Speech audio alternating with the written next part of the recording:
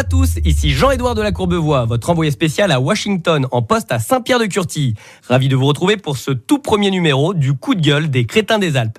Aujourd'hui, je suis avec Marie-Noël, boulangère au Bourget-du-Lac. Bonjour Marie-Noël. Bonjour. Marie-Noël, je crois que vous avez un coup de gueule à faire passer. Oh va Dieu, et pas qu'un peu mon neveu, hein. Je suis venu ici pour briser l'omerta qui règne sur la galette des rois. Parce qu'on nous ment depuis toujours. Merci Marie-Noël, ça fait du bien de voir quelqu'un qui n'a pas peur de s'attaquer aux vrais sujets de société. Alors, qu'est-ce que vous voulez nous dire sur la galette des rois ? J'aimerais rétablir la vérité parce qu'il y en a marre, faut y arrêter. De nos jours, il y en a que pour la frangipane. Ah mais c'est qu'une imposture la frangipane. Une imposture ? Parfaitement, parce que la vraie galette, celle des rois mages en Galilée, c'est la frangénépipane. La frangénépipane ? Mais bien sûr, c'est un pur produit savoyard à la base, la galette des rois.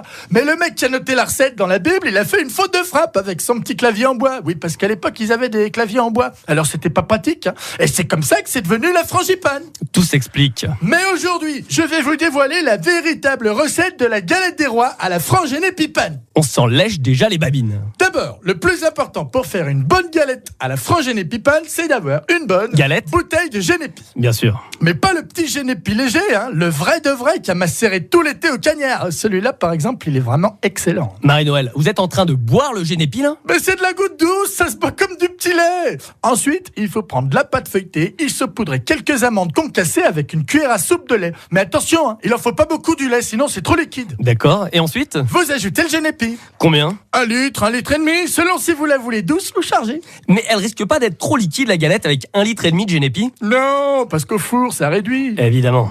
Vous pouvez même y ajouter une petite lichette de chartreuse là-dessus. Hein. Ah carrément ? Bien sûr, ça donne un petit goût de mélisse.